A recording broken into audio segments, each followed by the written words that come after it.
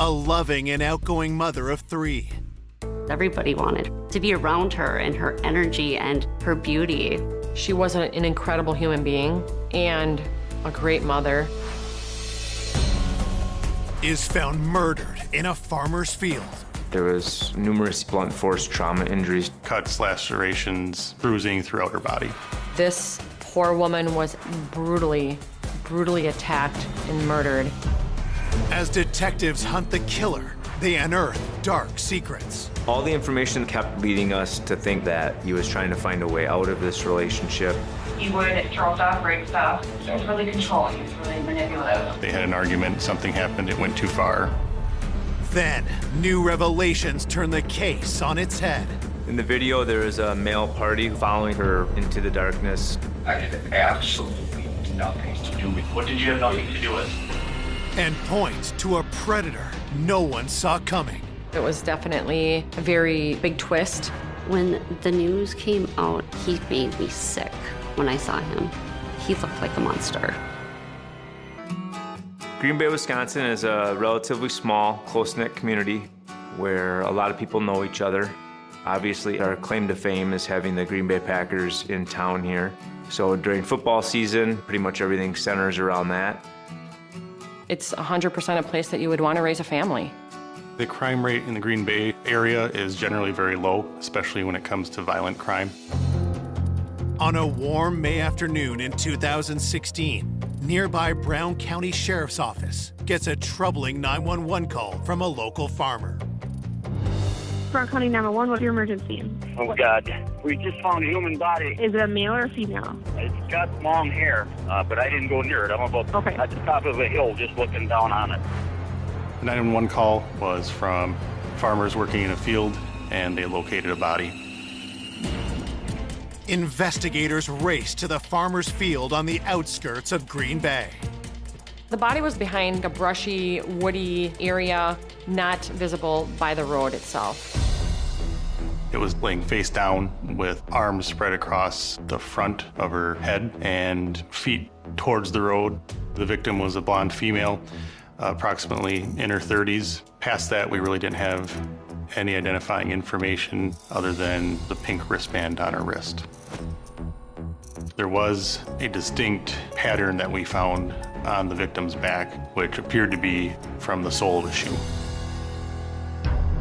It wasn't until the body was turned that all the injuries were located. The extent of injuries that she suffered were pretty horrific. There was trauma to her neck that would indicate possible strangulation, in addition to lacerations, bruising throughout her body. Her fingernails were damaged, indicative of defensive wounds. That tells us that she was fighting for her life. There were nail clippings taken for the potential of any DNA from the suspect underneath her fingernails. We were looking for anything that could be used as a weapon. However, the search of the area didn't reveal anything. After questioning the farmer and clearing him of any suspicion, investigators try to determine how the victim ended up in his field. The area was searched thoroughly for any clothing that may have been left behind, any other tracks, footprints. There were a set of tire tracks that went from the driveway to where the victim's body was found and then circled back towards the driveway. The farmers work in the field were using a skid steer and a four-wheeler, and they definitely didn't match those pieces of equipment. We definitely felt like this was likely the suspect vehicle that was used to transport the body there.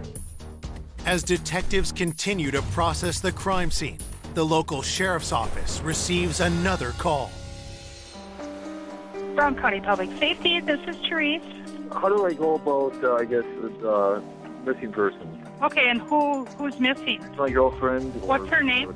Nicole Vanderheiden.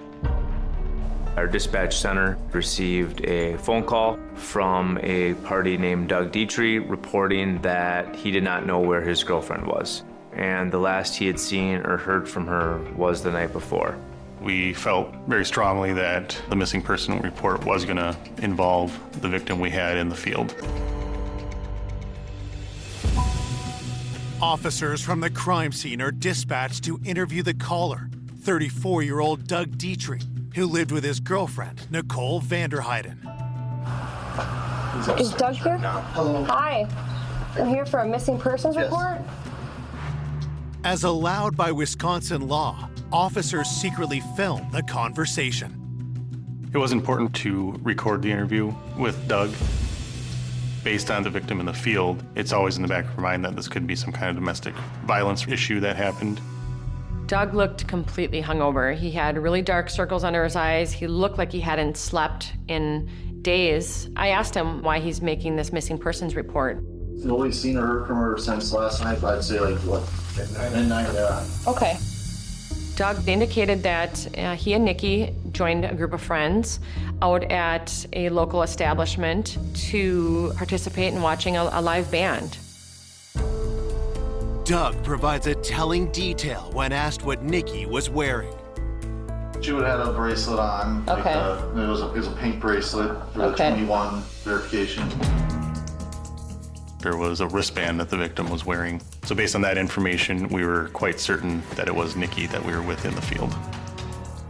As police work to confirm that the victim in the field is 31-year-old mother of three, Nicole Vanderheiden, they learn more about her background.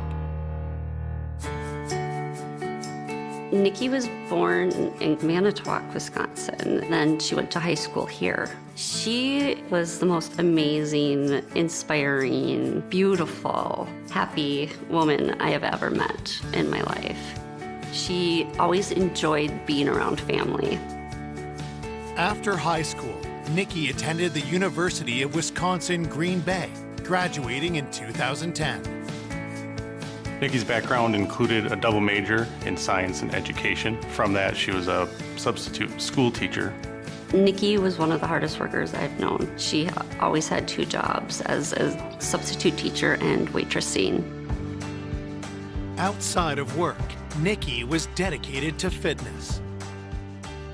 She definitely took care of herself, and she worked out a lot. Everybody wanted to be around her and her energy and her beauty. We always complimented how beautiful she was, and she was, inside and out. In 2005, Nikki got married and had 2 children, but the marriage ended in 2012. Nikki was definitely a hands-on mom. I think it made her proud to be able to do that, because being a single mother is not easy. Then, in 2015, Nikki met Doug Dietrich. Nikki and Doug had a spark. They moved very quickly and got pregnant, and she was so excited to become a mother of 3 beautiful children. Nikki and Doug were still learning to live with one another. It was definitely a life changer. As Nikki's boyfriend, Doug is a leading suspect in her murder. He is brought to the sheriff's office for a formal interview and informed that the body police have found is most likely Nikki. This body that was found down the street, there's a lot of similarities. Doug was crying, emotional, in a state of shock. With Nikki identified as the victim, detectives asked Doug to recount the events leading up to the last time he saw her alive. Doug reported that they had been out at a concert at the Watering Hole, which is a bar in a suburb of Green Bay. As the night progressed, they had been consuming alcohol, and Doug had ran into some friends from high school that he had not seen in a while. And he confirmed that Nikki was mad because she saw Doug talking to another female at the Watering Hole, and this basically set her off.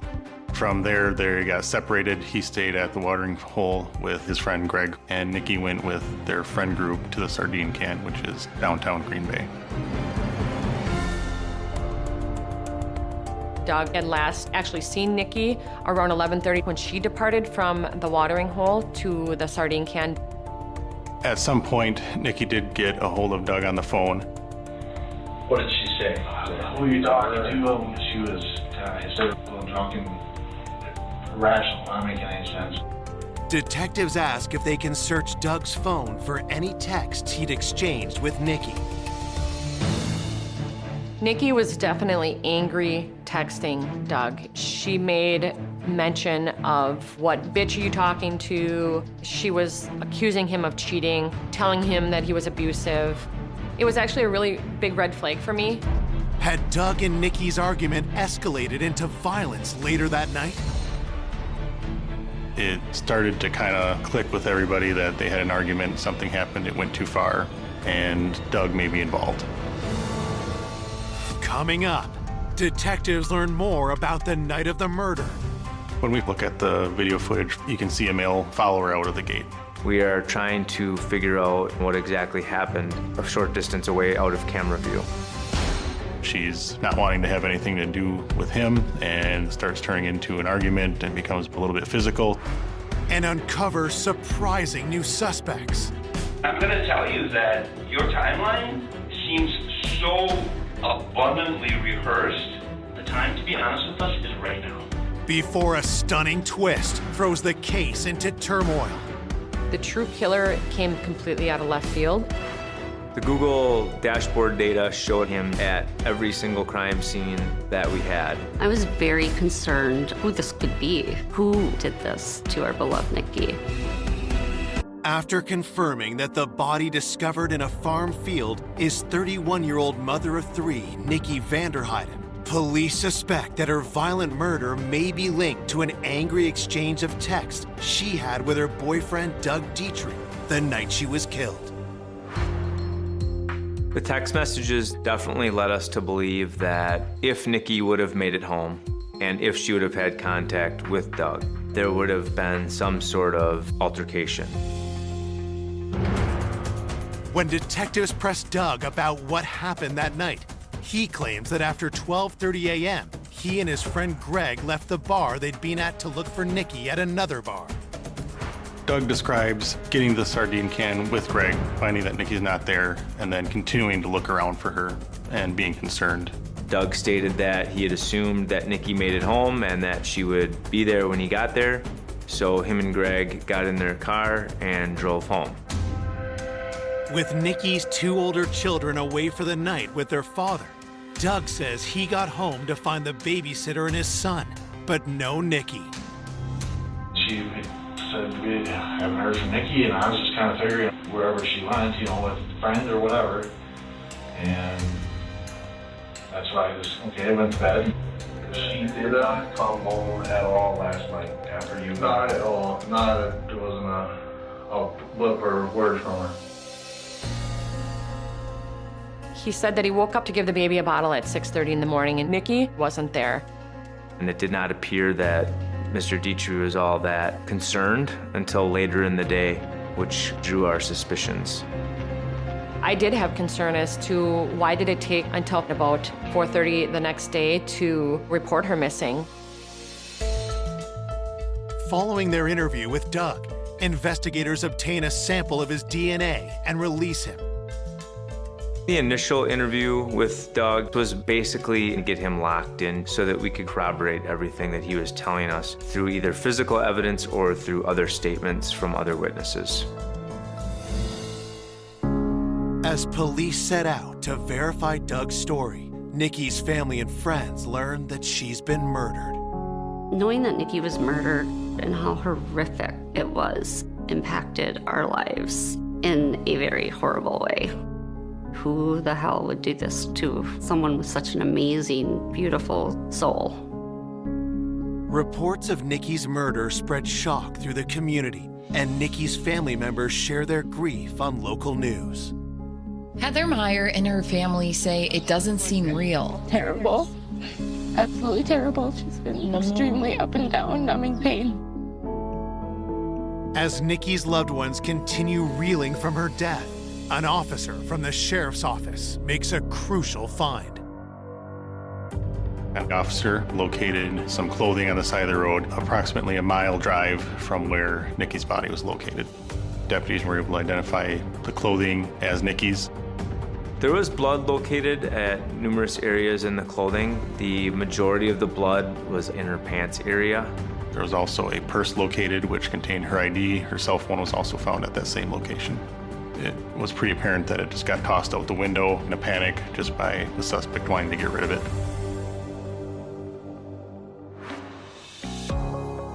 As they submit Nikki's items to the lab for testing, detectives receive her autopsy report. The primary injuries were the strangulation and trauma to the head. They had discovered over 240 injuries to Nikki's body, including 30 to her head and face area. The last few minutes of Nikki's life would have been very painful. There were injuries to her genitalia, which could be indicative of a sexual assault. The medical examiners did do a sexual assault exam, which included swabbing for evidence. The lab started finding a partial male profile, but they didn't have enough information to get an identification of it. The crime lab advised us that we would need to continue to submit samples that the suspect would have touched. We're only allowed to send in so many exhibits at a time, as the crime lab is very busy. We have hundreds of swabbings of Nikki's clothing, so I started off with areas where you would more likely see some touch DNA. While they await answers from the crime lab, detectives get a hold of security video to learn what they can about Nikki's last hours. When we first were able to take a look at the video footage from the sardine can, we were able to identify Nikki there with Doug's friends.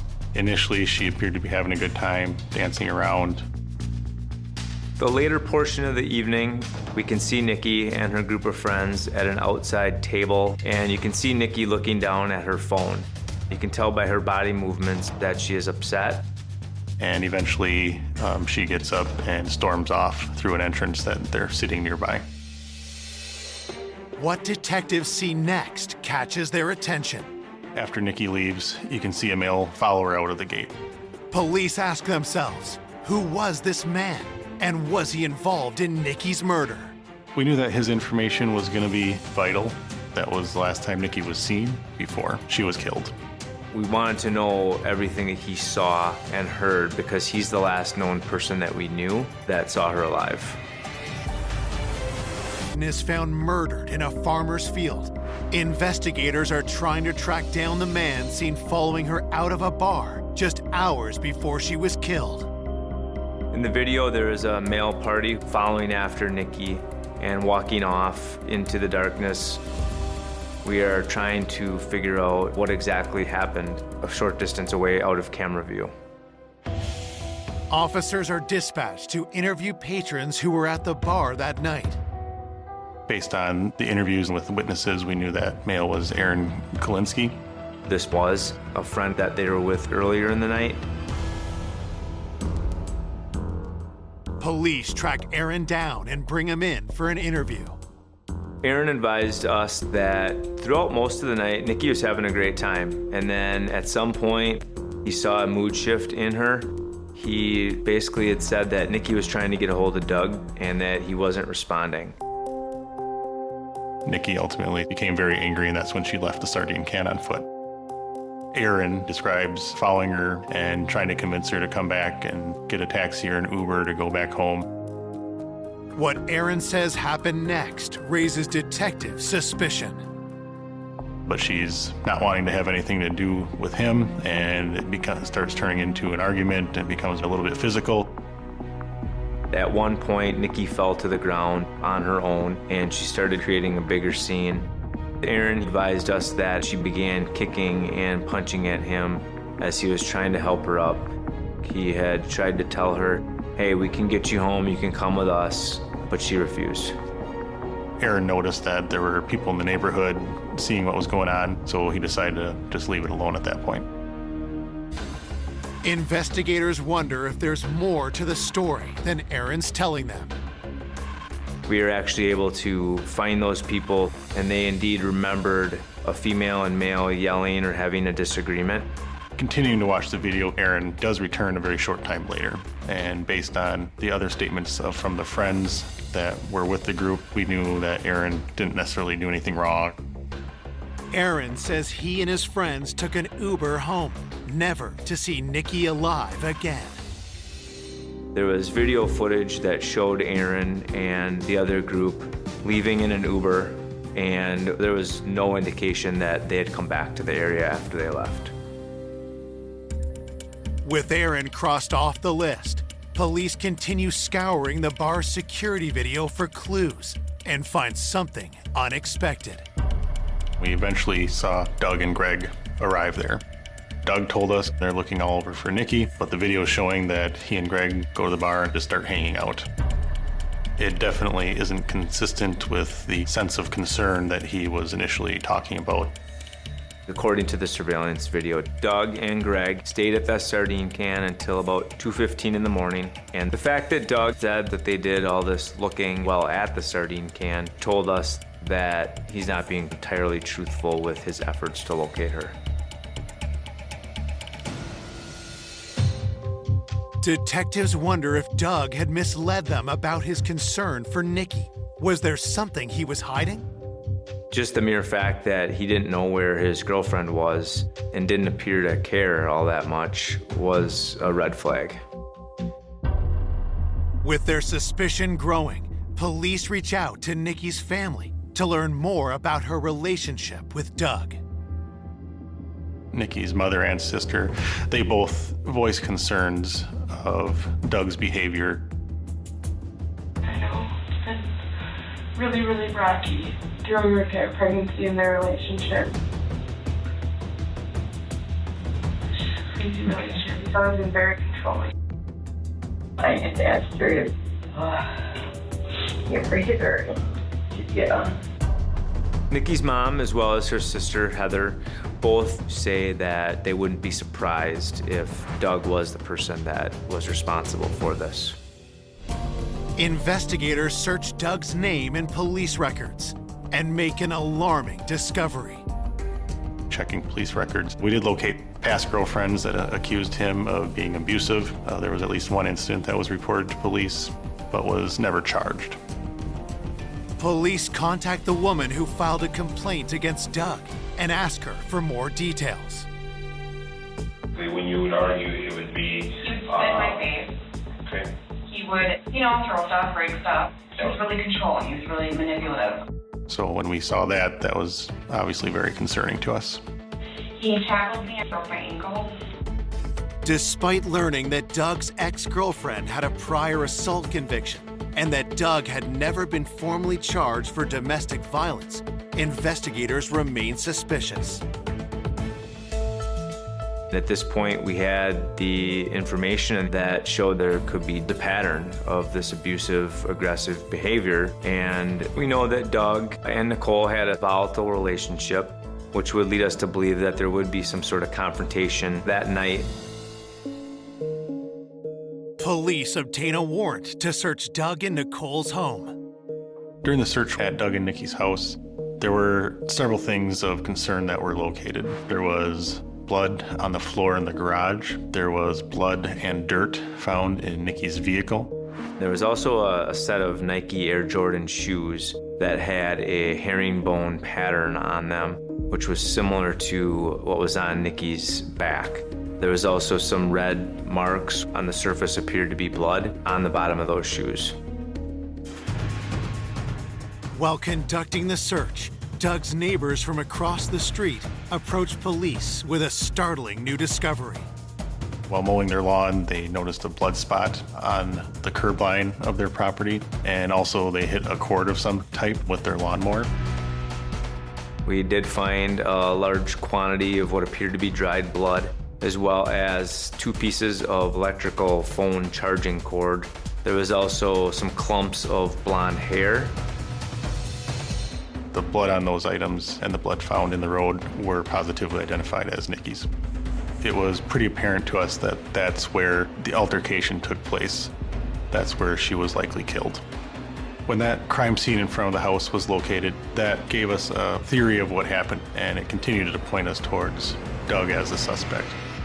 After determining that Nikki Vanderheiden was likely murdered on the street in front of the home she shared with Doug Dietrich, investigators are weighing a growing body of evidence against Doug.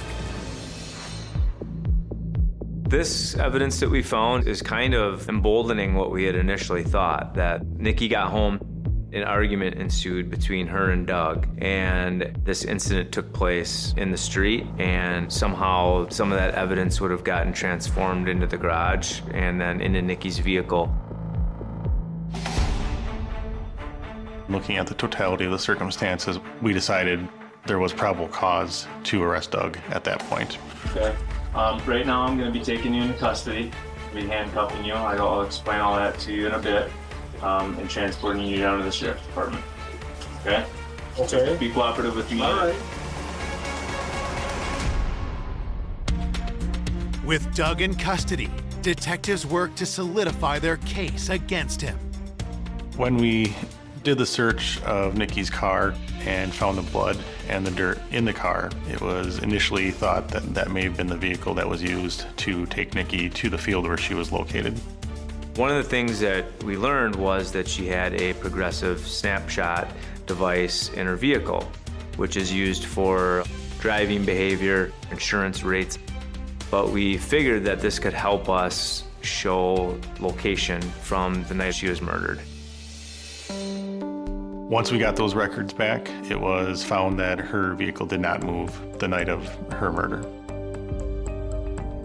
At that point, all kinds of questions are still out there. The big one being if Doug was involved in this, how Doug may have moved her. Did he use a different vehicle? Did he have help? We knew that Doug's vehicle was not in play. It was at the watering hole all night, where it was verified on video. One person whose name came up was Greg Matthew, who was actually driving Doug during their night out and dropped Doug off at home. Greg was Doug's best friend, was with Doug that entire night, and we were focused on him maybe being an accessory. Investigators bring Greg to the sheriff's office and ask him about the night of the murder. Greg was very exact about timelines of phone calls and what they did that night. 12:15, got in my car, Nikki was calling him, yelling at him, telling him she's leaving. By the time we get back to the sardine can, all of our friends left. At what point we left, it was probably 2:15. Got to Doug's house probably at 2:45 and went back to my house. My parents were home. They know that I was there the rest of that night. Greg's timeline was very consistent with Doug's, which was suspicious in nature that you usually aren't going to have your times down that pat. I'm going to tell you that your timeline seems so abundantly rehearsed, so that the time to be honest with us is right now.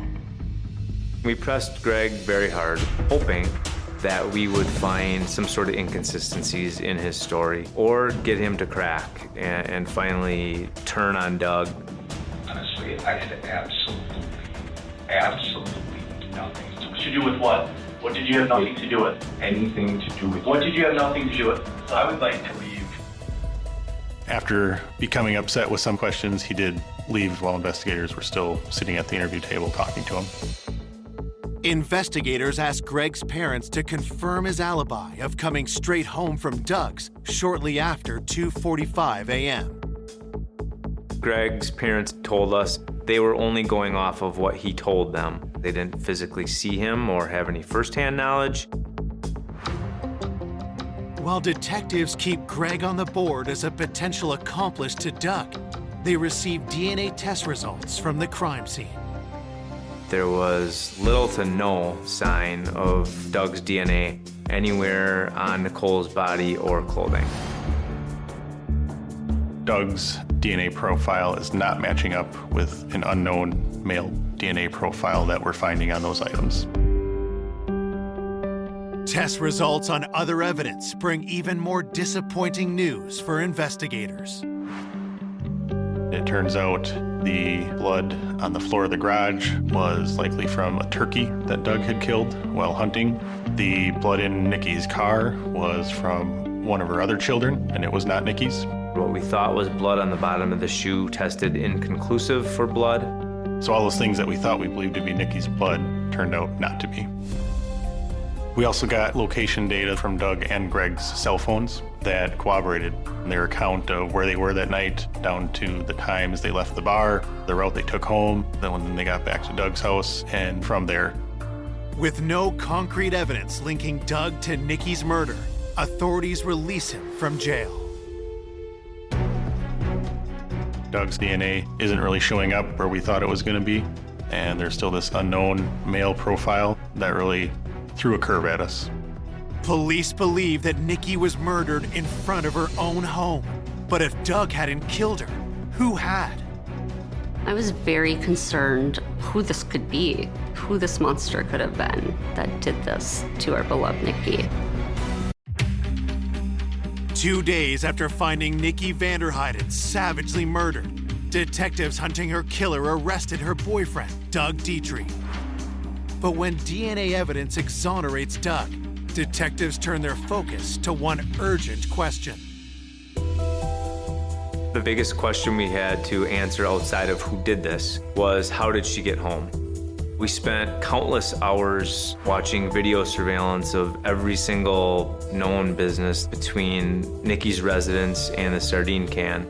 We had investigators watching highway camera footage, bridge camera footage to see if we could catch either her walking or crossing the river to get to that side of town.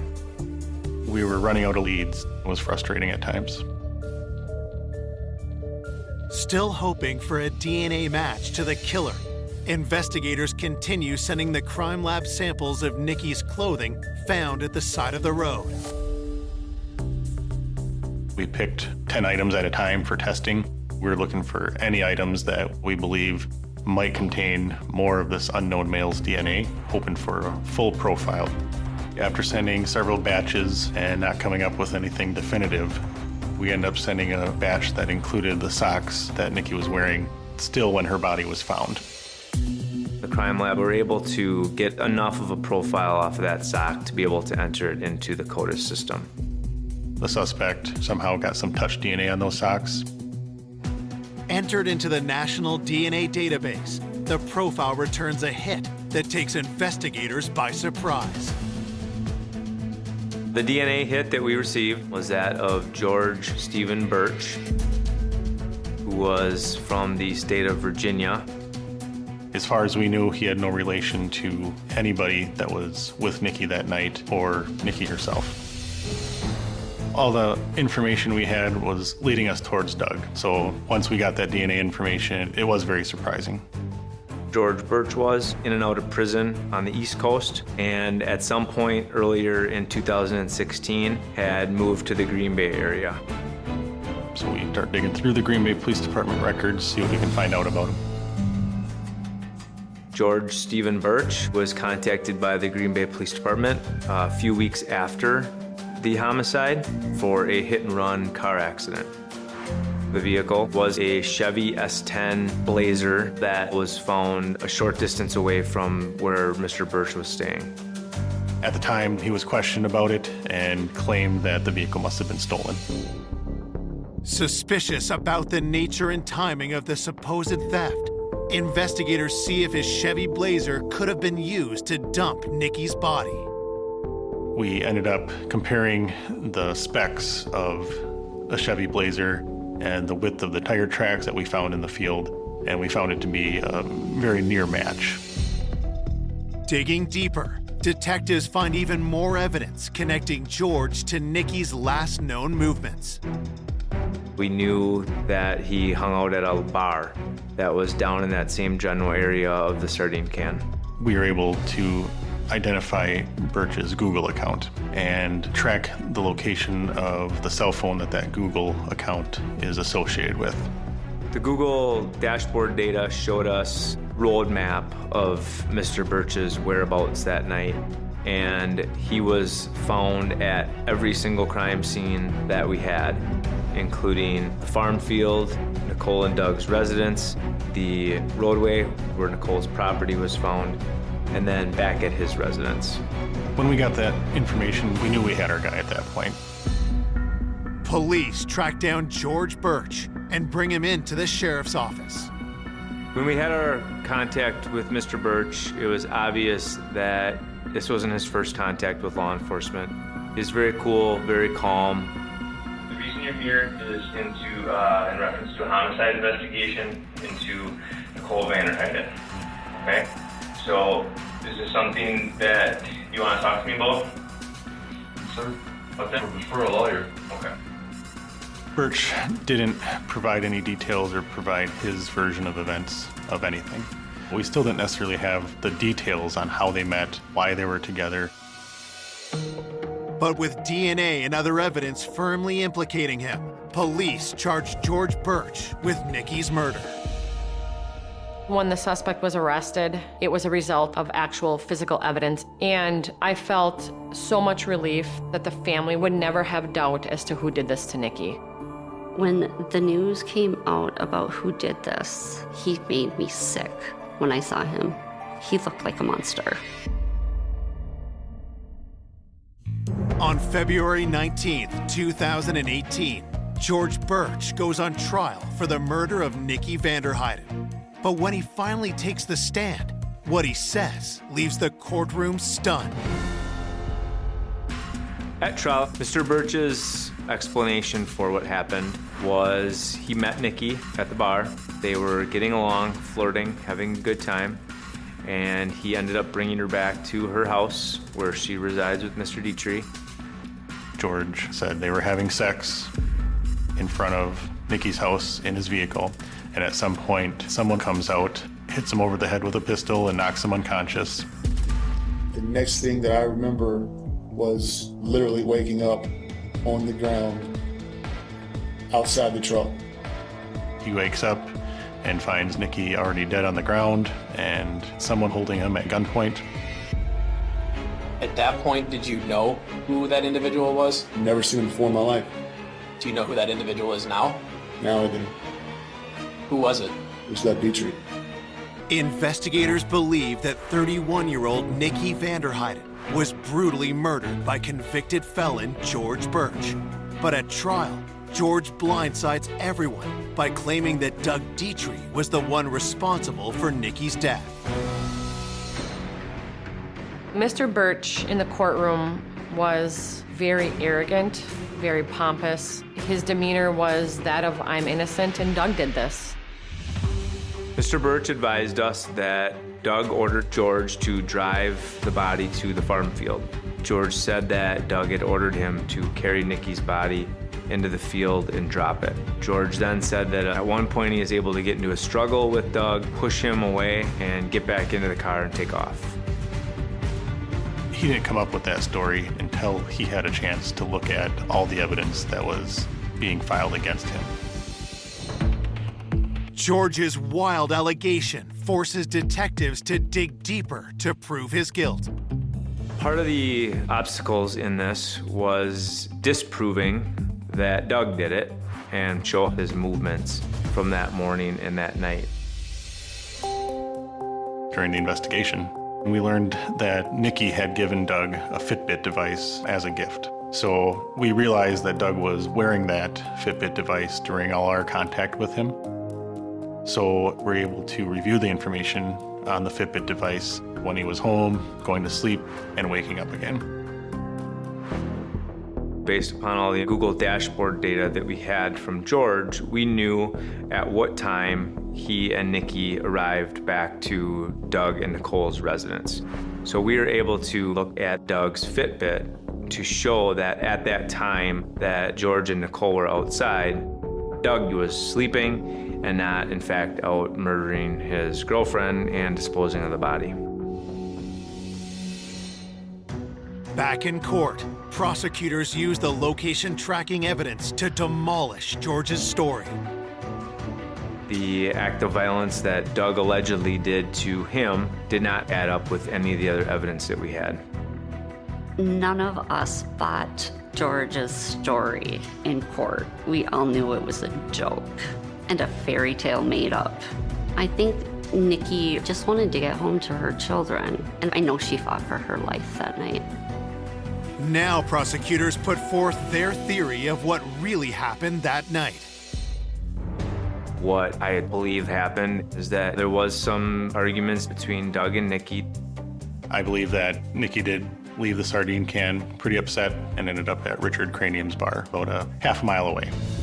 She was intoxicated. She was by herself. She was emotional. She is a very outgoing, personable person. So she'd be very easy for someone to prey upon. At some point, she meets George Birch. They get to talking. He offers Nikki a ride home. She accepts it. They end up in front of her house. I believe at that point, George thought he was going to get some action for taking a girl home and didn't expect her to start fighting. And that enraged Mr. Birch. It turns into a sexual assault. At some point, he strangles her with that phone cord that was found. She fell out of the vehicle. He continued to stomp on her back and her head, eventually killing her. And then loading her up in his vehicle, driving her to a field and disposing of her body, and then going home like nothing happened. This poor woman was absolutely brutally attacked and murdered in front of her own home where her baby lay sleeping, and the thought of what he did to her is beyond comprehension. After closing arguments, it didn't take very long at all for them to make a decision. The verdict reads as follows. We, the jury, find the defendant, George Stephen Birch, guilty of first-degree intentional homicide. For murdering Nikki Vander Heiden, George Birch is sentenced to life in prison without parole. The true killer in this homicide came completely out of left field. I felt extreme relief for the family that someone was going to answer for this extremely heinous, horrific crime. He's going to prison for the rest of his life. That was music to our ears, but we still knew it wasn't going to bring our Nikki back. Nikki had 3 young children at home, one of which is a newborn. She had her entire life ahead of her and a lot of things to accomplish and a lot of friends and family that miss her. She was an incredible human being, a great mother, and she should be recognized as that. Joseph D'Angelo was in the Navy. He was a police officer. He was married. He was like a Hannibal Lecter, highly intelligent, highly sadistic, master manipulator. His first rape attack that we know of, he was 30 years old. This was a man who was clearly living a double life.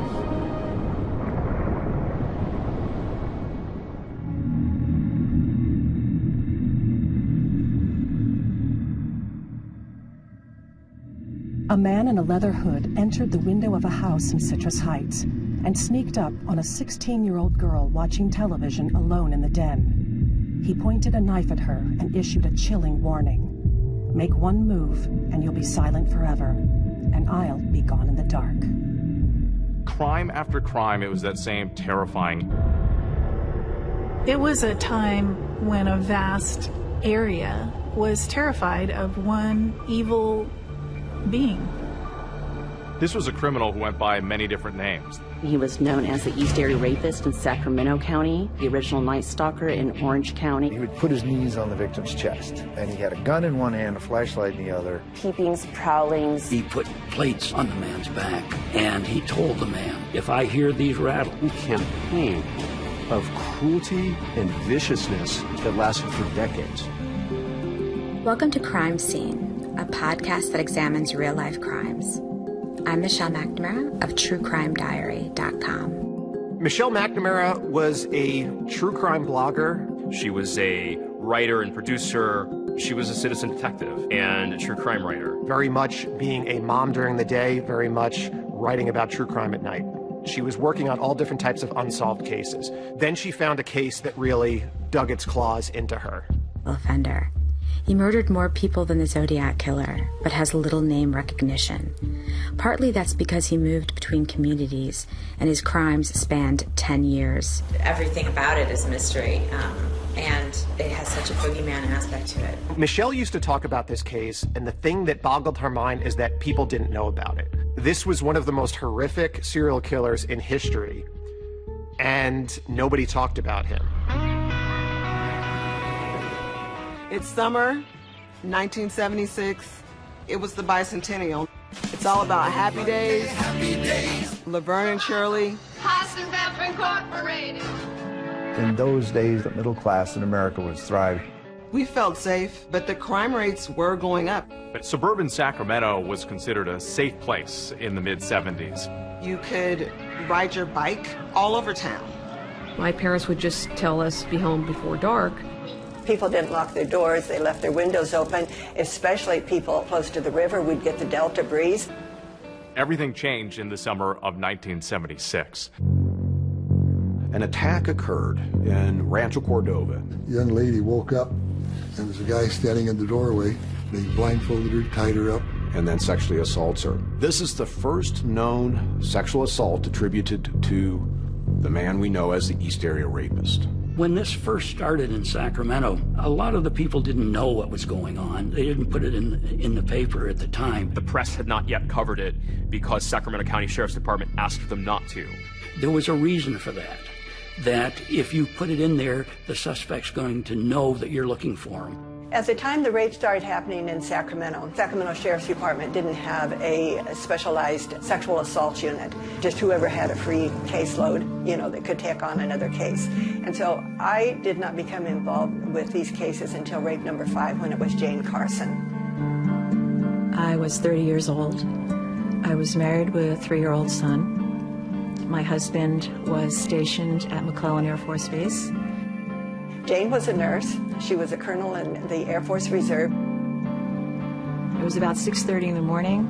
My 3-year-old son hopped in bed with me for a snuggle. I heard the garage door close, and I knew my husband had just left for work. I saw a flashlight shining down the hall, and I thought, now that's odd, and I screamed out to my husband, "What have you forgotten?" And there was no answer. Then the rapist, all dressed in ski mask and dark clothes, shining the flashlight at her. He told us with clenched teeth, "Shut up, or I'll kill you." He tells her to turn over, and he's going to tie her up. He gags us, both of us. He blindfolds us, and he ties us up with shoelaces, very tight. His next move was to move my son. I was already scared to death. But this is where the fear really took place. All she's thinking about is the life of her little boy and saving him. After the rape was over, praise the Lord, he moved my son back next to me. I could feel his body, and then I was relieved. So we hobbled around to the front fence, screamed for a neighbor. She called the police. And then Carol Daly, the female detective, showed up. And I call her my angel. One of my great heroes of this story is Carol Daly. She was an investigator for the Sheriff Department in Sacramento. She was asked to go out and interview the victims. Maybe something that the man said, or something that he did to you, or something that you recall hearing. Through that process, she was able to glean a lot of information, like what he would say to his victims. And sometimes he would call out a name. In one of the cases, the victim said that she heard him crying and saying Bonnie. For years, detectives didn't know what to make of this name. Who's Bonnie? Bonnie was not a victim, but a mystery woman at the center of the case.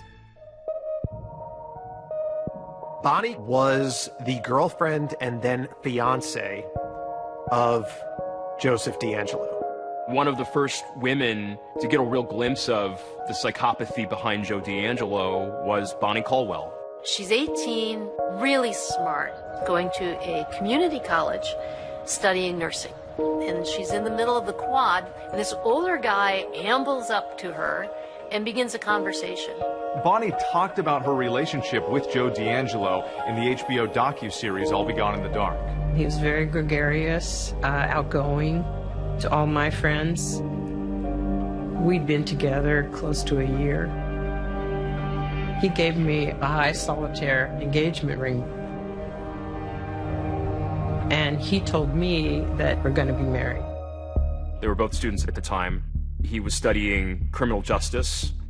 So Joe was someone who initially was impressive to Bonnie. He was exciting.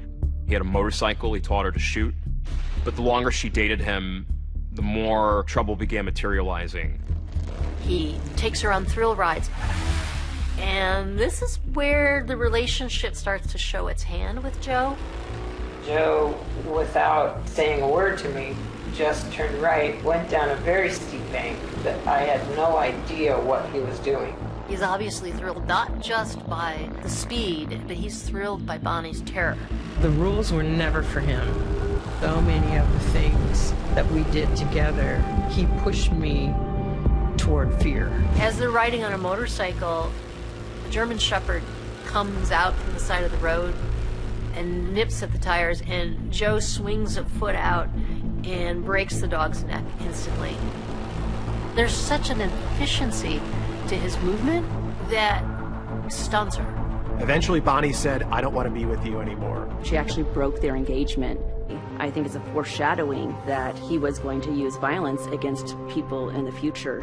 Bonnie breaks her engagement with Joe D'Angelo, and within just a few years, strange crimes start happening. And now he's the king of the house.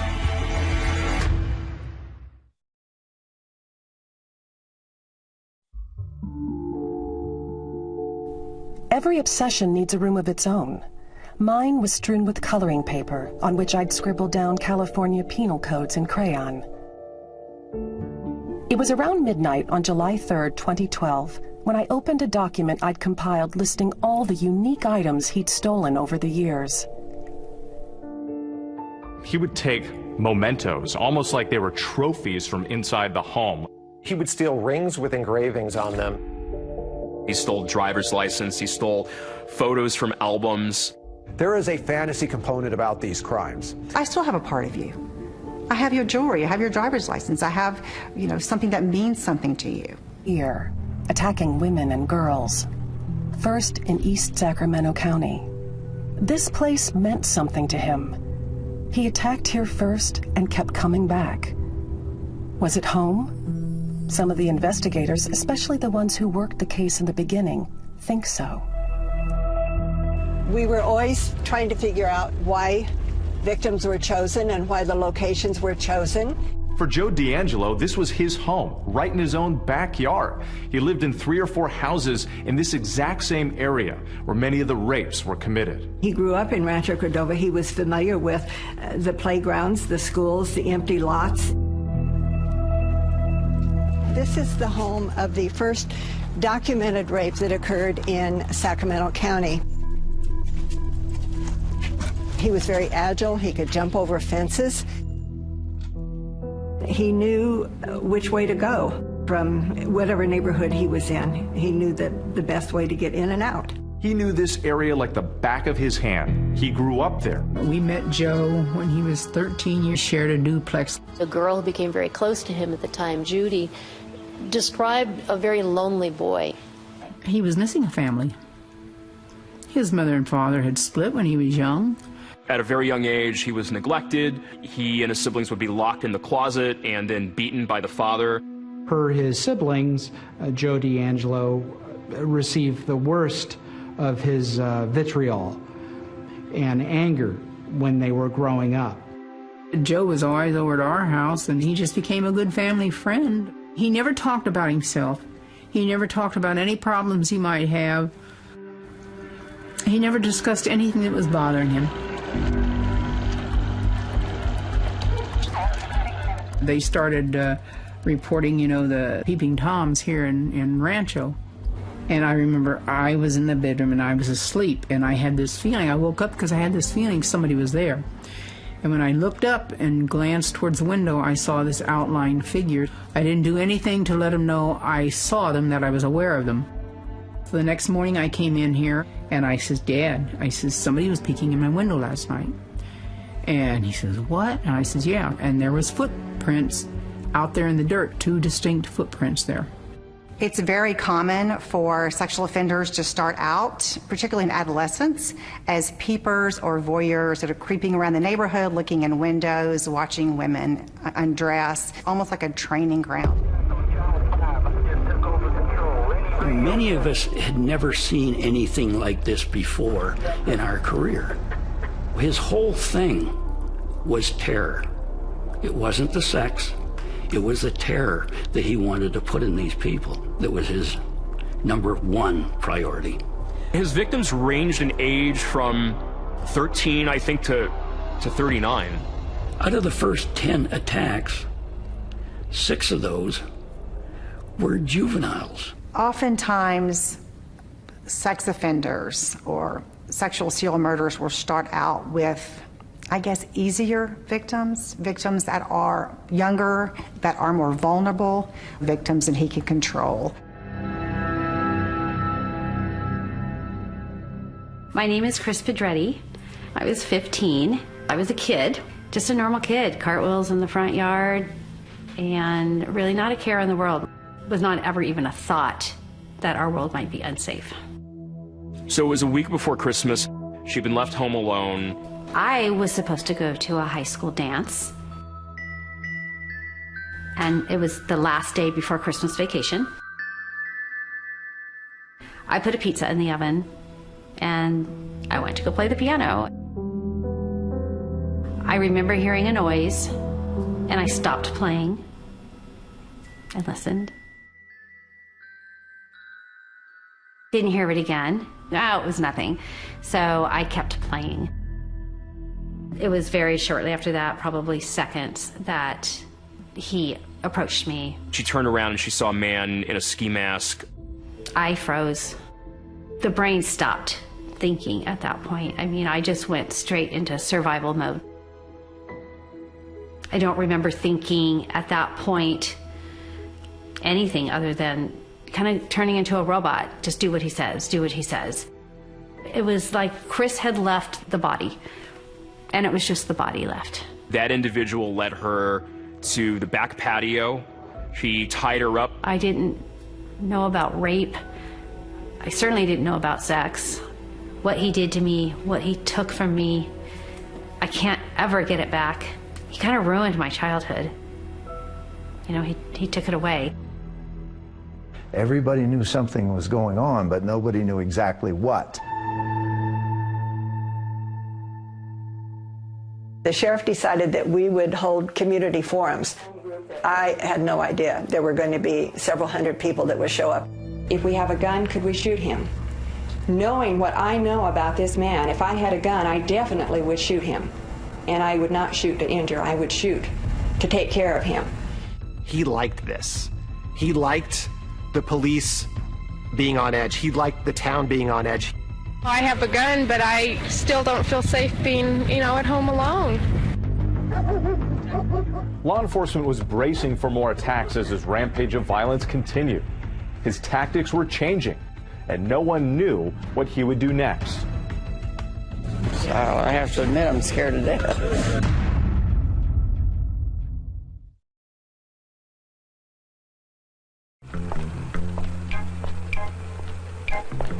The young girl made one bad move after another.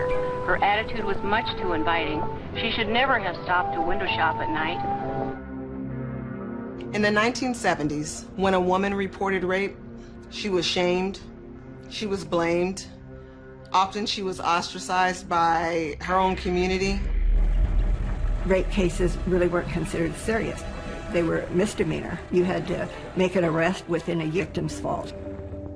Rape was such a prevalent crime back in those days that there were multiple serial rapists operating in California. 217 were reported last year. That's about one every day and a half. In the Bay Area, you had the stinky rapist who smelled like diesel fuel. I had pillowcase rapist. You had the key car rapist. When the East Area Rapist became active in Sacramento, he quickly upstaged all the other rapists in the area because of how terrifying. Over rape is mounting in this community. There was panic in the city of Sacramento. The fact that they couldn't catch this guy just ignited the city in fear. No one knows where or when he'll strike again.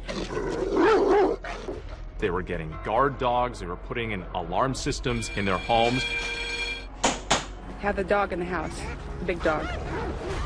The worst thing is not knowing. All you can do is take every possible precaution and then hope that he gets caught before he gets to you. Every day in the newspaper, it was number 8, it was number 10, it was number 15, 20. It just kept going on and on and on. It seemed like every time investigators thought they were getting close, he would disappear. But he kept attacking again and again. He was elusive, like a puff of smoke in the night. Detective Carol Daly wanted this serial rapist behind bars, and she was relentless in her pursuit of him, but constantly frustrated by the fact that they couldn't catch him. The officers in this department are working on this case are frustrated because there's just no evidence to give any firm lead. We're doing everything humanly possible to catch this man. He was a phantom. Descriptions ranged pretty widely. One person thought he was Hispanic. And now all of a sudden, he's blonde hair, blue-eyed. There are like 8, 9, 10 drawings of him. And they have completely changed. The best descriptions that we had were his height and his possible weight. We knew he wore a size 9 shoe. When the police were taking the victim's statements, many of the women described his penis as being very, very small. We said, all right, if he is so under-endowed, we went to a doctor who specialized in what I would call infantile penises to see if he had any patients that came in, and we didn't have any luck there. It's a very serious situation. I think it's very dangerous. The last thing I think of when I'm going to bed is I look at the doorway in my bedroom and I think that he could be standing there. Detective Daly was following every lead. We filled out a long background form for the victims. Where did they go to school? What did they look like? What age were they? You know, what was their build? There was no pattern among any of the victims because he was just prowling. He would see them and follow them home. Margaret Wardlow, she was just 13 years old when she was attacked by the East Area rapists. Margaret was probably the strongest young victim I have ever talked to. Growing up in Sacramento was great. Where we lived was ideal. It was right next to the American River. Go down there with my dog after school, go fishing. Totally felt safe. Margaret had a curiosity about her. She wanted to know about the East Area rapists. I was a reader of everything I could get my hands on that had to do with this individual. Like, what was making this guy tick? Why was he doing this? She herself became a victim. I believe there was a pre-wired strength in her mind that helped her survive this attack. It was a school night, just my mother and myself. And I went to bed at like a regular school night hour.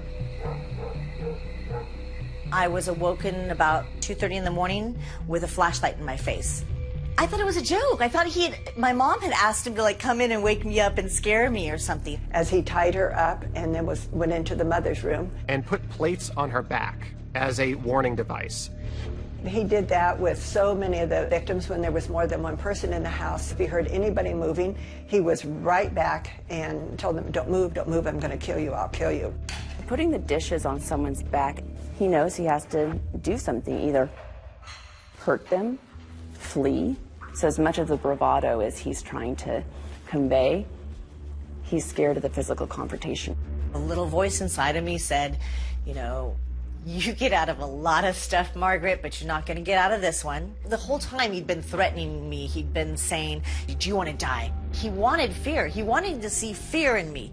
This is your psychological sadist. He is enjoying controlling that woman like that. This guy was so beyond the pale, and that was why Michelle was so interested in him, is because he was so frightening. The way he walks around people's houses and the way he destroys them and sort of hangs out and eats, there's something so psychologically fascinating about that to me. It's like he got to the emotional center of people's lives and just wanted to destroy that. Michelle caught the bug. She started going down the rabbit holes in this case. At this point, instead of writing a book, she was investigating the case. I'm obsessed. It's not healthy. I know the strangest details about him. I know his blood type. I know his penis size. He vaulted fences. He escaped foot chases. But I believe it's the rare moments when he was human that will be his downfall in the end. As time went on, this East Area rapist started to crisscross Sacramento, attacking women home alone or women with their kids in the middle of the night. He seemed to be expanding what his capabilities were when he was carrying out these crimes. He became much more aggressive. and his tactics. He did more horrible things than I can even describe. This tells us that the offender is adapting and learning as he is committing crimes. He really messes with people's minds, both the investigators and the victims. Part of the thrill of the game for him was a kind of connect-the-dots puzzle he played with people. He stole 2 packs of Winston cigarettes from the first victim and left them outside the 4th victim's house.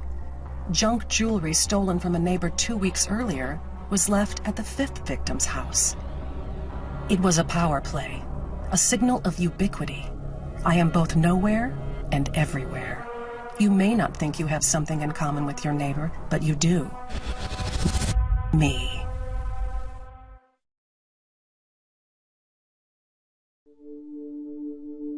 Michelle started as a blogger talking about cases that no one else was paying attention to and trying to get people motivated to look at those cases. The case dragged me under quickly. Curiosity turned to clawing hunger. I was on the hunt, absorbed by a click fever that connected my propulsive tapping with a dopamine rush. I wasn't alone. I found a group of hardcore seekers who congregated on an online message board and exchanged clues and theories on the case. Citizen sleuths, they are ordinary people that go to work, they go home, they put their kids to bed, and then they go on the computer. And they spend hours and hours trying to solve certain crimes. My name is Paul Haynes. I was Michelle McNamara's research collaborator. When I first began learning about the case, there was a specific forum dedicated to the East Area Rapist. It was the most active forum on that website. Paul Haynes was a writer living in Florida, and Michelle recognized that he had a great proclivity for digging into old archives and things. It was a case that a lot of citizen detectives got into because they should shine like Hansel's breadcrumbs in the woods. My name is Kay Gilbraith, and I call myself a researcher. I started seeing patterns emerging to me where I became... Spending every waking hour trying to find men who fit the criteria. And it was at that time that I first connected with Michelle. It's a fascinating community. I had been on those boards for a while following the story because everyone had such great information. Michelle's quest was to get this case solved. She just had an abiding curiosity in letting the details lead us to the perpetrator. The East Area Rapist would target not people, but neighborhoods. You can see the proximity of these homes to green belts like drainage ditches and creeks and canals. We believe he used the canal as an escape route, which ran along the back of so many properties. He was a great escape artist. These are passageways that this killer used to surveil the residents unseen, cloaked by the darkness of these green belts. He was able to look over those fences, look into those homes, look at what time people ate dinner. I mean, he knew what time the husband left. The Sacramento Sheriff's Office has invested more than 40,000 man-hours in the search for the East Area Rapist. Sacramento would have a helicopter up in the sky, and they all knew it was because they were chasing the East Area Rapist. It was terrible. It was terrible to hear that. He left Sacramento because of that helicopter. And then these things started up in the East Bay of San Francisco. There are 2 things known about the rapist. One is he has never been caught in a home where there was a man present. The other is he's never been in a home where there has been a big dog. The East Area Rapist worked on challenges. Everything he saw in the paper, if we said he didn't do something, he did it the next time. When the newspapers reported that he was just attacking single females, he took this as a challenge. At attack number 16, he's starting to attack with a man present, and then 2/3 of the attacks he does since then has a man present. He is purposefully choosing couples. My name's Gay Hardwick. And my name's Bob Hardwick. And we've been married 41 years this August. Happily married 41 years. Bob and Gay Hardwick were a couple living in Stockton, California. We had picked out a home in one of the little picture-perfect tree-lined streets. We were just happy in our new home, living together. The day of our attack was March 18th, 1978, and we were attack number 31. We had gone out to dinner and a movie, normal Friday night, and we came home around 10 o'clock and went to bed. Later that night, we were awakened by pointed... That's your and I'll kill you. Ultimately, he moved Gay into the living room where he sexually assaulted her. You're convinced at that moment that this is not a full human being that you're dealing with. He can not only humiliate a woman who's about to rape, but he can also completely, in his mind, emasculate her partner, putting him in a position where he is helpless and has to listen to what's going on in a different room. You know, $6 million man. We have the capability to make the world's first bionic man. Well, talk to me, good buddy. And Burt Reynolds, you know, these are the icons and wives and their girlfriends. I never talked to anybody about it over the years. I just wanted to put it out of my mind, you know. It was, we're going to get through this. We're going to get back to normal. And you don't ever really make it to normal. It was tough, but, you know, I loved her, and I said, we're going to get through it. Our home never felt the same again. Every surface that you could think of was covered in fingerprint dust. It just looked like a smoke bomb had been set off in our house. It was contaminated and ruined for us. He wasn't out attacking people on lovers' lanes or in parks. He was attacking...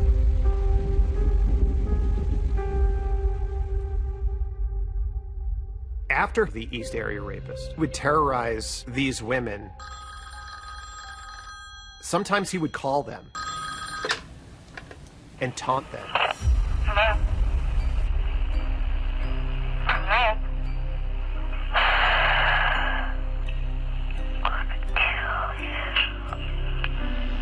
This rapist did not stop with just the assault of that night. He terrorized them their whole lives.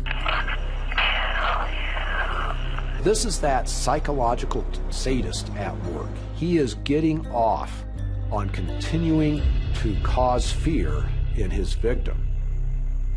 Larry Crompton is a retired lieutenant for the Contra Costa Sheriff's Department. He may be caught one day. Very, very optimistic. I had worked many crimes while I was on the department. It was me. What did I miss? What did I do wrong? Why didn't I catch him? Helicopters, roadblocks, citizen patrols. He next shows up down in Modesto in June of 1978. He attacks a couple down there. And then 48 hours later, he's up in the town of Davis, over 110 driving miles away, and is attacking a UC Davis co-ed there.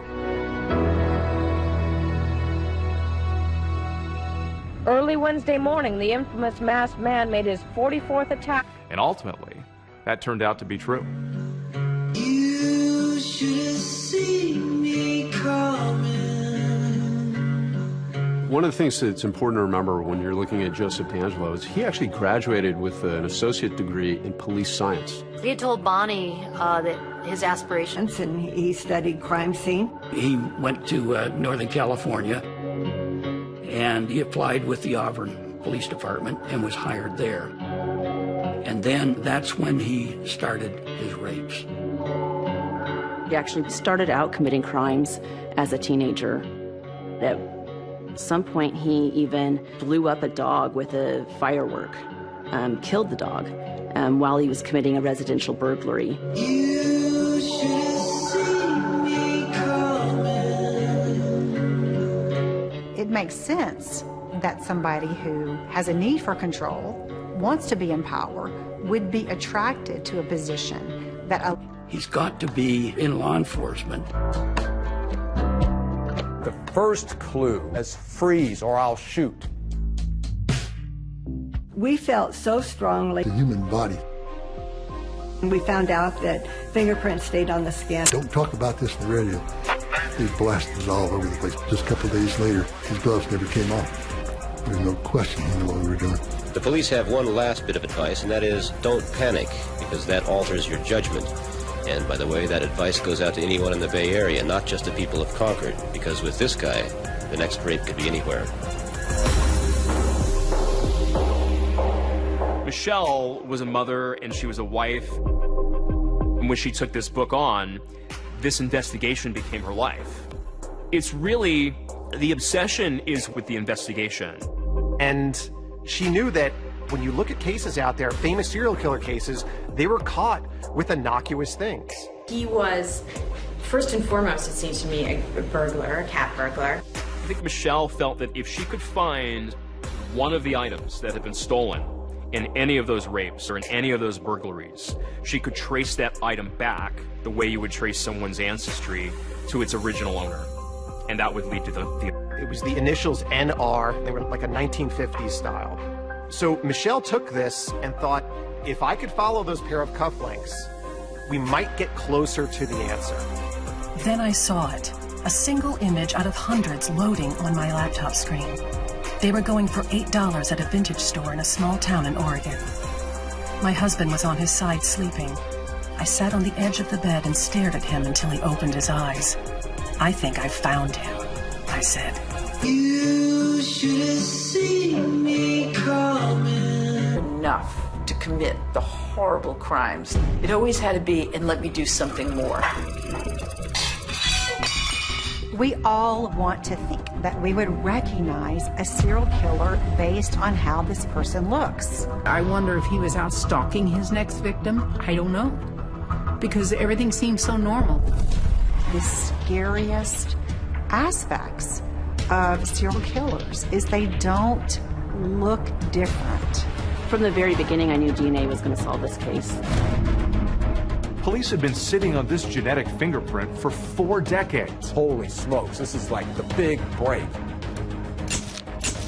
He's been living there under everybody's noses. This is the Golden State Killer? I just want to tell you, buddy, to rot in hell.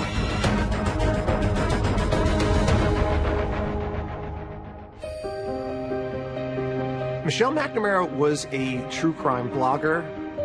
She was a citizen detective and a true crime writer.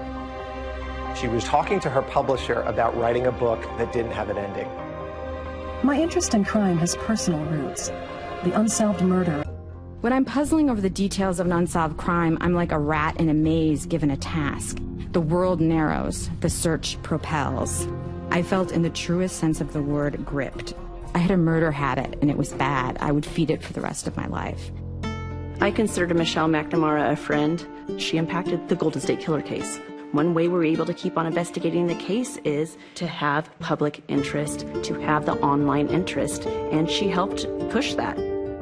On a sleepless night last July, I Googled a description of a pair of cufflinks he stole. Then a jolt of recognition. There they were. I bought them immediately. The best thing to do, I knew, was to turn the cufflinks over to an authority on the killer. As soon as I saw those cufflinks, I thought, this is pretty astonishing.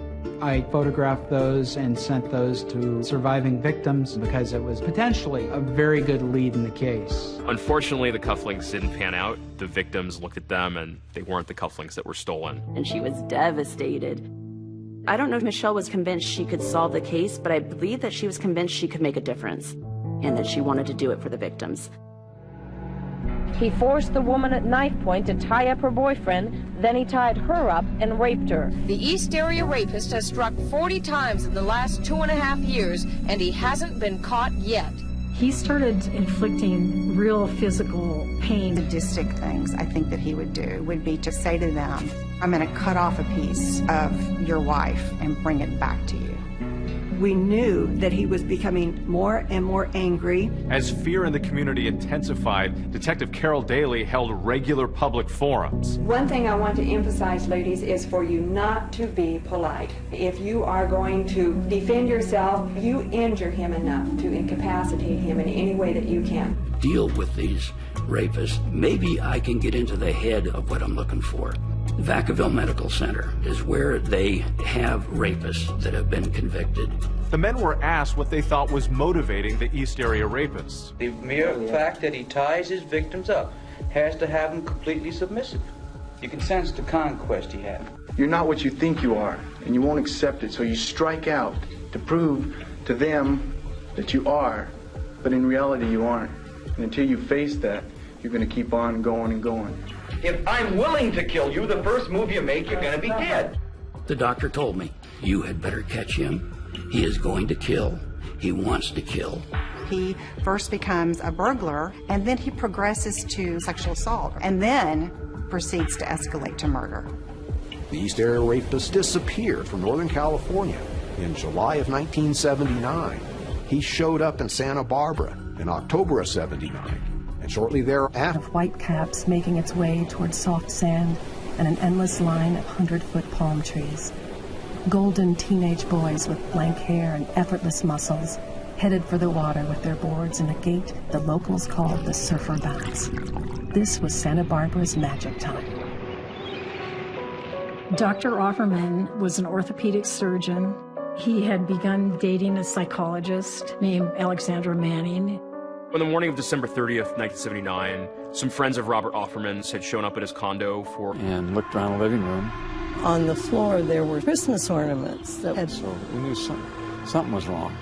So I took a right towards his bedroom, and that's when I saw Miss Manning on the bed, and he was on the floor. Offerman and Manning himself to Dr. Offerman's leftover Christmas dinner. It was never enough to commit the horrible crimes. It always had to be, and let me do something more. Let me go into your refrigerator and eat your holiday meal. The level of depravity that this man had and the execution of it was despicable and shocking. Larry Crompton, who led the EAR task force in Contra Costa County, reached out to Santa Barbara investigators and told them this sounds like the East Area rapists that we've been dealing with. When I called Santa Barbara and talked to the lieutenant and said, I heard that you had a double homicide, would like to know about it because we think it's our rapist that is down there. And he said, don't know what you're talking about. Haven't had anything like that. Nope. Law enforcement agencies weren't necessarily as connected as they are now. I think there was still this thought that these are isolated instances throughout California. And that was it. It was so frustrating. I am sure that Larry Crompton called many jurisdictions because he truly believed that the rapist would move on and become a killer. Santa Barbara is an enclave of rich people. You've got Ronald Reagan. You've got people that are worried about their property values. They don't want news about a double murder in a house going wide. Pretty soon it gets off the front page. He gets a taste for not only 1979, a new and terrifying chapter. He starts a killing spree. 2 double murders in Goleta, 1 double murder in Ventura, the murder in Irvine, and the double murder in Dana Point. The rampage of violence was brutal and unstoppable. 4 horrible murders within a 6-block radius in a suburban middle-class neighborhood. We knew it was the same person, but we couldn't prove it. Profilers of that day said, I know of no one who does what this offender does. I thought once he started killing, there's no way he can stop, and he's going to continue to do it.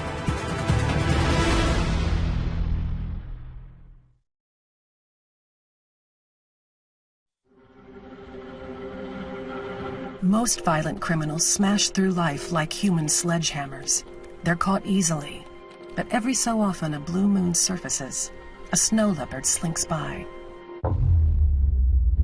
Years. Well, I think people slow down in life. You don't have that sort of energy to be prowling. Like, you literally can't be out at 3 a.m. like running across roofs because you're not 18 anymore. I don't believe that his sexual deviances went away, but I can believe that he found other, less risky ways of satisfying those urges. Could he have moved out of the state, out of the country? Could he have died, got medicated? I mean, I don't know.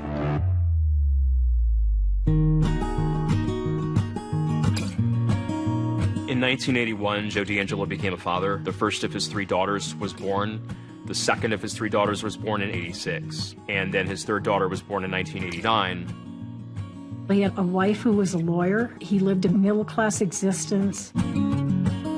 He sent all his girls through Montessori schools, and he would take them to their different sports events, the horseback riding. All want to think that we would recognize a serial killer based on how this person looks. And yet, so often, this is somebody who's living in the community, who knows his neighbors, and I think that is one of the scariest aspects of serial killers, is they don't look different from other people.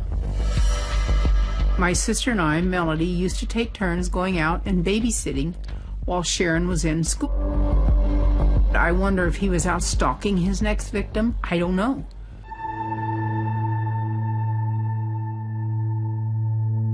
It's been 5 years with no more rapes or murders by Joseph D'Angelo.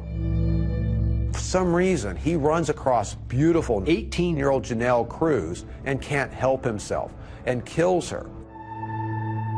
Janelle was kind of a shy girl.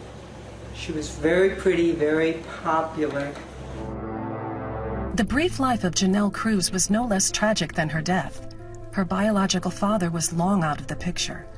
Her parents had gone to a cruise with her 6-year-old brother, and she was staying at the residence alone.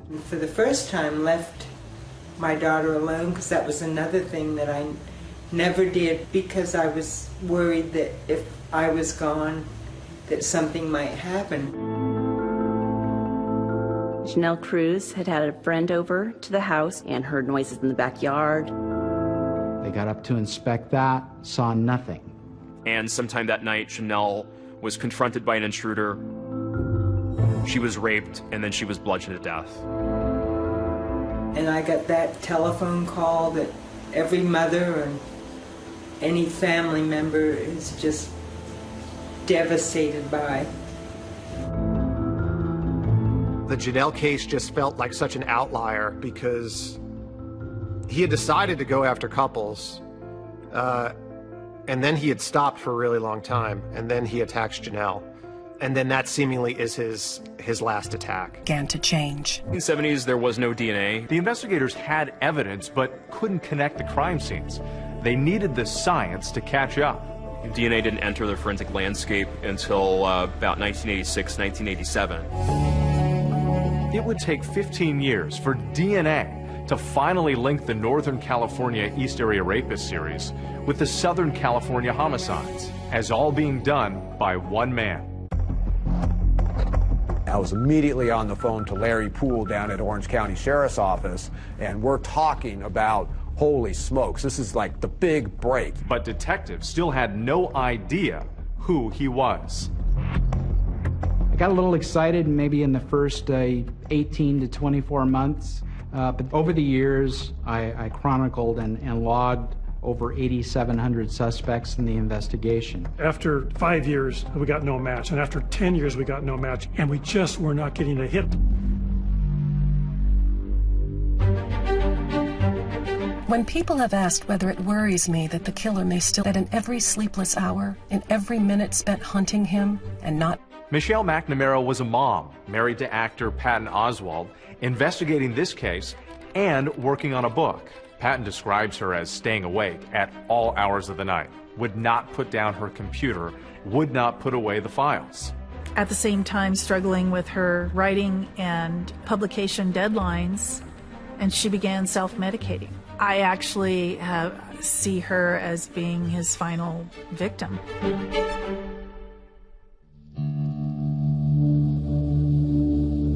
I got an email from a friend of Michelle's, and he told me that Michelle had passed away that morning. I think I went completely numb. I eventually learned that she had fallen asleep and didn't get up.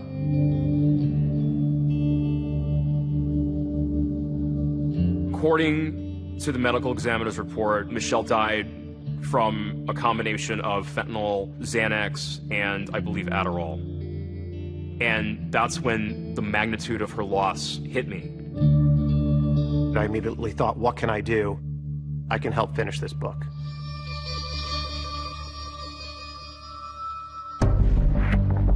When Michelle passed, we decided at the end of the book, what are the strings that she left us to get us out of this maze?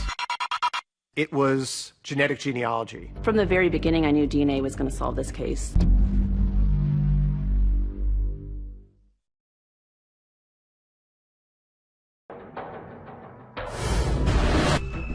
That one person wasn't Michelle. And 13 murders. Police are frustrated and running out of leads. I have no path to go on this investigation. None of the tips are coming in or anything that I'm excited about, so I'm floundering. When Michelle passed and me and Paul were working on the book, we talk about what are the strings that she left us to get us out of this maze. And it was genetic genealogy. Forensic genealogy was something that Michelle was excited about, and that seemed like the most viable, direct pathway to this offender's identity. These sites that are really created for learning about family history can help me start to figure out who I'm biologically related to. To help people to find their biological mothers, to find their biological fathers. How are you? To find siblings, to find cousins. It wasn't too long for people to realize, wait a minute, what if we use the DNA of criminals? We become blown away at the power of it. And then we recognize this is the way we need to go. But then there was a concern as to whether we had enough DNA. I had consumed all the East Area Rapist DNA, doing all the testing I had done over the years. And he found a pristine DNA sample going back to the 1980 murder of Lyman and Charlene Smith in Ventura County. A second sexual assault kit in the coroner's office that had never been opened. To my knowledge, there are no other medical examiners who make duplicate rape kits. In March of 1980, Lyman and Charlene... Never forget. I'd arrive at the scene with my little suitcase, a tube rack, dry ice, and a microscope. I always made duplicate kits, and both kits were identical. That turned out to be a gold mine for us, because that second kit had sat in the coroner's possession for 38 years untouched. And so these swabs collected from Charlene Smith's body were pristine. Police had been sitting on this genetic fingerprint for 4 decades, waiting for the science to catch up. Genetic genealogy had only been used to solve a criminal case once before by a woman named Barbara Ray Venter. I've always liked puzzles. I used to love playing Clue when I was a kid. What I've discovered is that law enforcement are pretty big gossips. And so they were all sort of talking amongst each other. And apparently Paul was talking to the detective on the other case. And I was like, how did you do that? I called Barbara up and I explained, I'm working a case. It's an old case. I don't tell her what case it is. But could this be done to identify this unknown offender? So Paul Holes was able to take that DNA and convert it into a DNA profile, which is basically a number. And he used this no-frills genealogy website called GEDmatch. And I just uploaded the Golden State Killer's profile and allowed the GEDmatch servers to do their magic and produce the list of people that potentially shared some DNA with my offender. We were all logging in several times a day to see if the matches are there.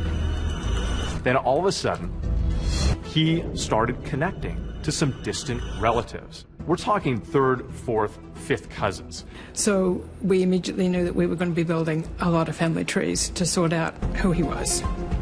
we're now trying to identify common ancestors from this list of people who share DNA with the person we're looking for. And we end up spending 4 months building family trees. And unlike if you were to upload your DNA to a website and try to build out a family tree from yourself being the beginning point, this is reverse engineering a family tree. So you start with a wide swath of potential relatives, and by a painstaking process of elimination, you start cutting down that pool. Narrow it down, narrow it down, narrow it down. Genealogy testing had indicated that our offender was of European descent. 40% Southern European, and a number of the matches that we had were with people who had Italian surnames. Once it came down to that final pool, that's when the real detective work began. You had to hit public records. Things like marriage certificates, birth certificates, grave site markings. So now we only had 6 men on the list. So now they had to be a certain age, they had to be in Northern California, and they had to be related only through the maternal line to our crime scene DNA. And at that point, we then had one other piece of information that we hadn't applied yet, and that was eye color. She looks at a separate tool on a related site that suggests that their suspect had blue eyes and was bald. The FBI then pulled the California DMV records for those 6 men. Only one had blue eyes. Joseph D'Angelo. Joseph D'Angelo. Joseph D'Angelo.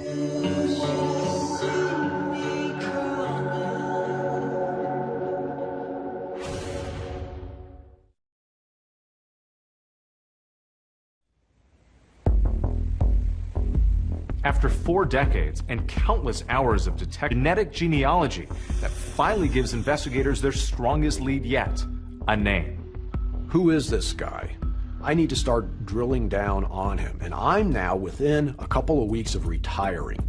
So I'm trying to find out as much as possible, as fast as possible, about Joe D'Angelo. He's not in any of the criminal databases, so police start putting together a case to either eliminate him or prove he is in fact the man they're looking for. Physically, he was within the specs of what... Investigators started zeroing in on Joseph D'Angelo, and they started digging up things about his past. We know that he spent some time over junk food Joey. He would always have a Coke in his hand, a bag of chips, a candy bar. He really violated people's space all the time. Get kind of close to your face and always be touching you. He had been fired from Auburn police back in 1979. He had been observed shoplifting a can of dog repellent and a hammer from a Citrus Heights drugstore. He was accosted by the clerk. He was subsequently arrested. Auburn Police Chief Nick Willick had to fire D'Angelo at the time. And the chief said when Joe was put on administrative leave, he had threatened to kill me. I immediately remembered back my daughter, being afraid. A short time after he had been fired, she said, there was someone looking in my bedroom window with a flashlight. She said he got up and ran outside. That man was gone, but there were shoe impressions all around the perimeter of his house. But there's another huge piece of the puzzle they had been investigating in relation to a woman named Bonnie Colwell. Remember, Bonnie was one of D'Angelo's early girlfriends who broke off their engagement. So suddenly, Detective Holes and others were like, wait a minute, could this be Bonnie that we remember following early on in the case? And of course, Bonnie was significant due to the victim in attack number 36. Days of retiring, it's like, okay, I've got to go boots on the ground on this D'Angelo. More and more things connect and click, right place, right time. Let's go see if this is the guy. I'm now my second to last day at work, and I have to go see this guy, where he's living. And I park on the curb directly opposite from D'Angelo's house. There's a car in the driveway. I'm pretty sure he's home. And I'm sitting there, and I'm wondering, what's the likelihood, really, that this is the Golden State Killer? A day before his retirement, Paul Holes literally has the suspect in his crosshairs. It's been a 24-year hunt, but he uses restraint and turns in his badge the next day. It was a tough decision to drive away from that house that day. I was upset. I was like, you know, I didn't solve this case before I retired. The Sacramento Sheriff's Office picks up where Paul Holes left off. And so what they have to do next is conduct surveillance on Joseph DeAngelo. And what they're waiting for is an opportunity to collect his DNA. And they secretly follow him to a shopping plaza. But Joseph was not smoking, he was not spitting out gum. So what they had to work with was he had a car, they swabbed the door handle. And that gave them something that's called touch DNA. They were able to pick up an initial DNA. I'm sitting in a Chinese restaurant in Colorado Springs, and my cell phone rings, and it's Lieutenant Kirk Campbell from Sacramento DA's office. You can absolutely not tell anybody about this. And at that moment I go, okay. And he says, the lab is excited about this. It's mixed with DNA from other people, but it looks like it might be a close match. But the Sacramento DA was saying, we want a cleaner sample. So they stake out his house, wait for him to put out the trash. He puts his trash out on the curb. They get a guy that comes and collects the trash. They sneak over and pull tissue out of the trash bin and take that back to the lab. And one of the items out of the trash had a single source male DNA profile that matched 100% the Golden State Killer's DNA profile.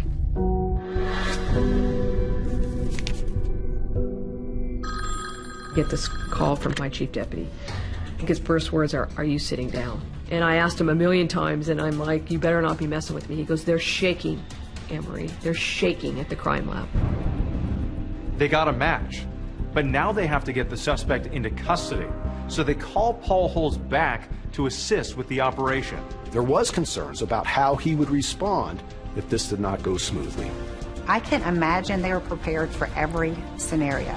This is somebody who has been a sophisticated, a diverse, sadistic killer. A law enforcement team now gathers outside DeAngelo's home for the takedown. He and his wife have been separated for decades, and he's living with his daughter and granddaughter. The hope is to get him away from his house in order to be able to do it safely. So at a certain point, DeAngelo's over off to the side of his house. It looks like a prime spot. And then we just hear. You can run on for a long time, run on for a long time. He's been called the East Side Rapist, the Visalia Ransacker, the original Night Stalker. Run on for a long time. And the Golden State Killer. Today, it's our pleasure. Former police officer. 72-year-old Joseph James DeAngelo. He's been described as one of the most prolific serial killers that terrorized California for decades. Sooner or later, God will cut you down. The arrest of Joseph DeAngelo dropped like a bomb. All these years, hiding in plain sight. Oh my God. It's just unbelievable. After all these years, they got him. I feel I reverted right back. That part that I was so successful at tucking away in my brain, that door opened.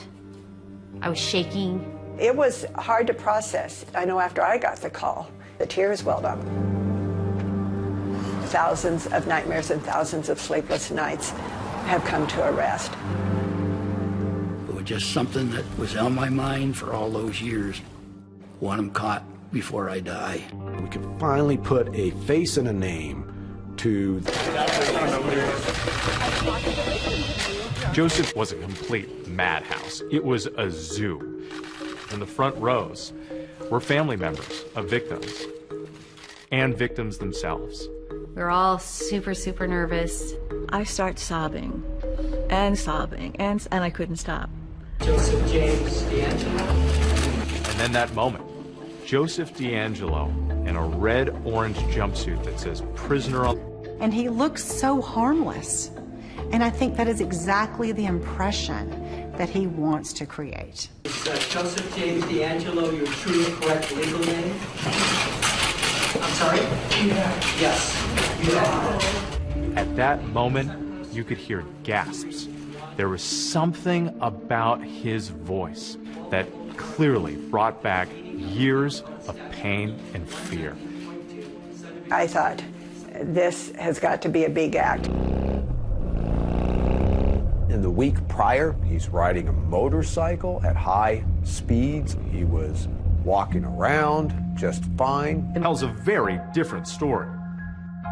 He's climbing up on the bunks and getting up on the vents and cleaning things. Doer of disguise. He used that during all of his crimes, and Why did he do all of this? What really did transpire?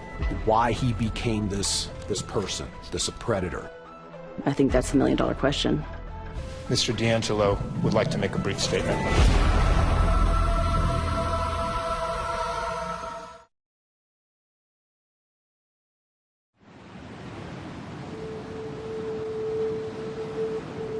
I'd like to get into his mind to talk to him and find out what brought him up to where he was. We have a physically abusive dad. And a relative reveals a bombshell in that HBO docuseries I'll Be Gone in the Dark, detailing how Joseph D'Angelo, at the age of 9 or 10, allegedly witnessed his younger sister being sexually assaulted. She was 7 years old. The very thing that happened to my mother is the very thing that my uncle went and did to other women. Person is abused, and therefore they become this kind of offender. The vast majority of people don't. Bonnie certainly is not responsible for D'Angelo's actions, and the breakup did not cause those actions.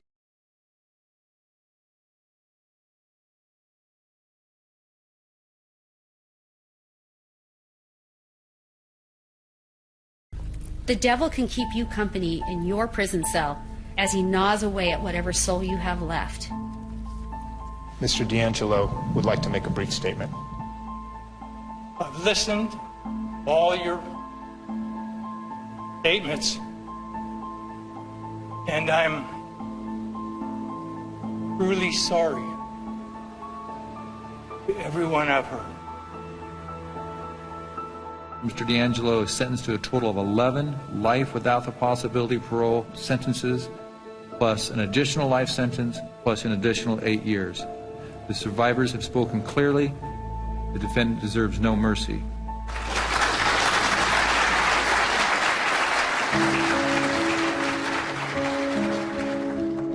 In the end, we may have lost a battle one night, but we've won the war of life.